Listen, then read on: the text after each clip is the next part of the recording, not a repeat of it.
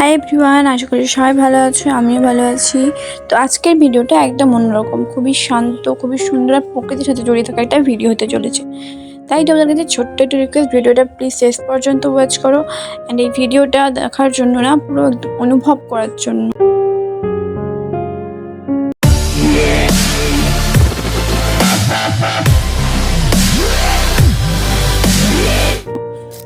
তো আমি এসেছিলাম আমাদের রিলেটিভের বাড়িতে ঘুরতে, আর সাধারণ একটা ভিজিট ছিল, বাট এখানে এসে এমন একটা জায়গা দেখলাম যে আমার মন ছুঁয়ে গেছে, তাই ভিডিওটা করতে বাধ্য হলাম।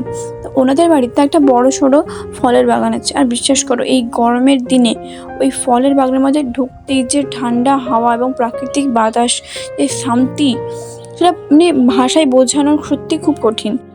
একটা ছোট্ট লাইন বলি, গরমের দিন কার না ভালো লাগে ছায়া ঘেরা পথ, ফলের বাগানে মেলে শান্তি, মুছে যায় যত ক্লান্তির রথ।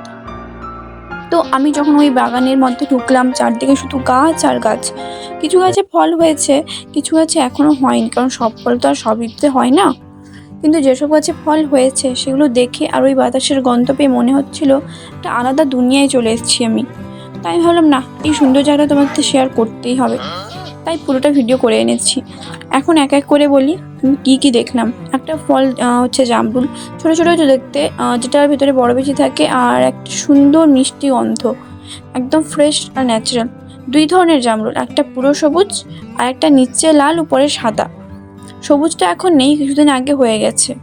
এখন বাগানে হয়েছে কাঁঠাল, বোম্বাই সবেদা, যেটাকে চিকু বলে, বড় বড় হয়, আর হচ্ছে লেবু। তো একটা মজার ব্যাপার শুনবে গাইস, একটা গাছ প্রায় 25 বছর ধরে ছিল, কিন্তু কোনোদিন ফল দেয়নি। ওনারা ভাবছিলাম গাছটা কেটে দেবেন, বাট হঠাৎ করেই ওই গাছে ফল এসছে। সত্যি বলতে গেলে প্রকৃতি কখন কীভাবে চমকে দেয় কেউ জানে না।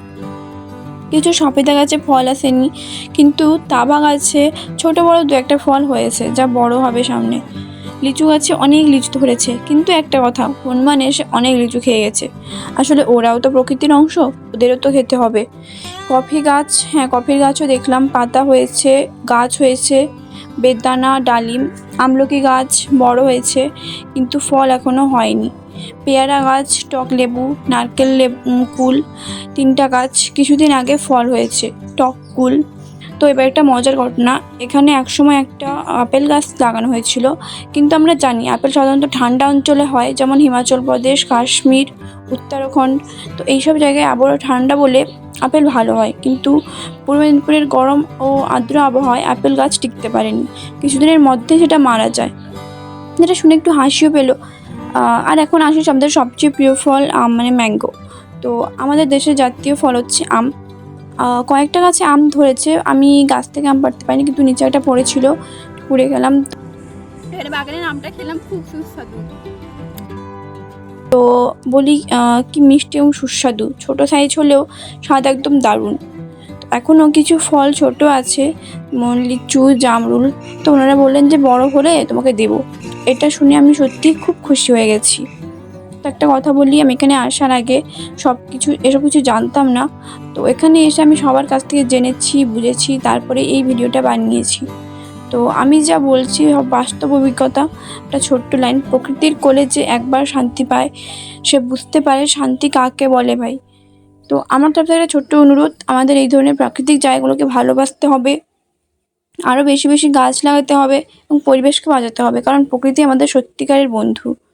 তো তোমার যদি ভিডিওটা ভালো লাগে, চ্যানেলটা সাবস্ক্রাইব করো, কমেন্ট করে জানাও যে কোন ফলটা তোমাদের সব থেকে প্রিয়।